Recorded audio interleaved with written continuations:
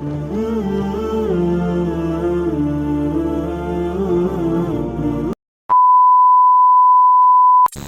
کو پتہ ہے بعض دنیاوی چیزوں میں بعض لوگ الجھ کے رہ جاتے ہیں، کیوں؟ ان کا کوئی مقصد نہیں ہوتا زندگی کا۔ بعض لوگوں کو شہرت کی بڑی عجیب و غریب قسم کی ہرس ہوتی ہے، وہ سارا وقت اپنا ضائع کر دیتے ہیں، نہ عبادت، نہ روحانیت، نہ تقویٰ، نہ کوئی کسی قسم کی باطنی کیفیات۔ بس میں بھی ہوتا ہوں، میرا بھی ایک نام ہوتا ہے، ساری زندگی ضائع ہو گئی۔ اپنے لیے کوئی بہترین مقاصد تلاش کریں۔ آپ کے یہ جو چھوٹے موٹے جھگڑے ہوں گے، زندگی کے مسائل ہوں گے، یہ ویسے رستے میں رہ جائیں گے۔ آپ کو محسوس ہوگا یہ ہے ہی نہیں۔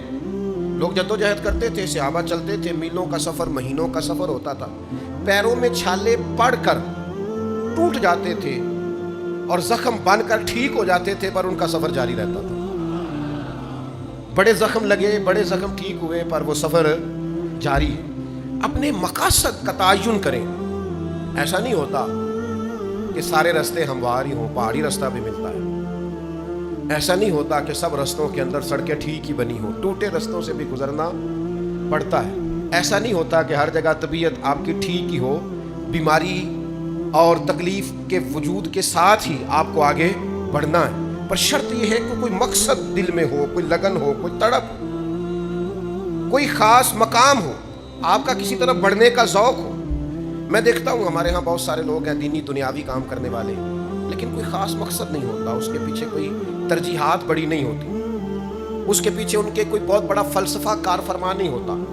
بس رسم کی طرح ہے، میلاد آیا ہے تو کرنا ہے، محرم آیا ہے تو منانا ہے، اور اگر کوئی اور دینی دنیاوی ایونٹ آیا ہے تو وہ گزارنا ہے، لیکن اس کے جو بھرپور مقاصد ہیں ان مقاصد کی طرف ان کی توجہ نہیں ہوتی۔ میلاد صرف ربیع الاول میں نہیں ہوتا، حضور کا ذکر تو سارا سال ہونا چاہیے، سیرت کا باب تو ہر وقت کھلا رہنا چاہیے، انسان کو تو ہر وقت کوشش کرتے رہنا چاہیے، کچھ نہ کچھ حضور کا دین پھیلانے کی اس کے اندر طلب ہر وقت ہونی چاہیے۔ امام حسین کا پیغام صرف 1 سے 10 محرم تک نہیں ہے، یہ آج جو کچھ پوری دنیا میں ہو رہا ہے اور جو جس طرح اسرائیل دندناتا پھر رہا ہے، یہ ساری یزیدی سوچے ہی تو ہے، اور اس کے مقابلے میں آگے بڑھ کے اگر کوئی لڑ سکتی ہے تو فکر امام حسین ہے۔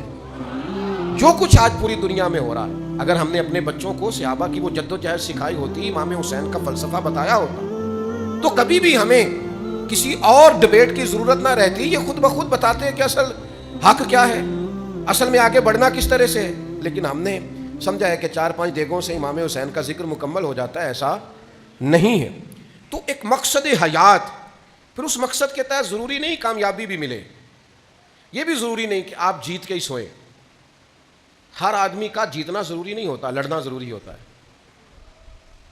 14 صحابہ بدر میں شہید ہو گئے تھے، انہوں نے تو مکہ فتح ہوتے نہیں دیکھا، لیکن فتح مکہ میں سب سے زیادہ کردار ان 14 لوگوں کا ہے جو بدر میں شہید ہوئے تھے۔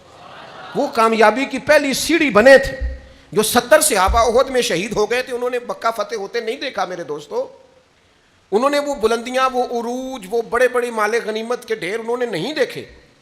جو اسلام کے پاس بعد میں قوت آئی، دولت آئی، وسائل آئے، وہ انہوں نے نہیں دیکھے، لیکن حضرت امیر حمزہ کا خون کبھی اسلام میں بھلایا نہیں جا سکتا، حضرت عبداللہ بن جہش کی دعائیں بھلائی نہیں جا سکتی، حضرت سعد بن معاذ کا جذبہ بھلایا نہیں جا سکتا، حضرت مصعب ابن عمیر نے اس طرح جان قربان کی تھی کہ آخری وقت کفن بھی پورا موجود نہیں تھا۔ تو کیا بھلائے گی تاریخ ان لوگوں کو؟ اسلام کا جھنڈا پورے طور پر پوری دنیا میں اس طرح سے لہراتا بظاہر نہیں دیکھا، لیکن ان کی قربانیاں بھلائی جا سکتی؟ تو کوئی مقصد تو بنائیں۔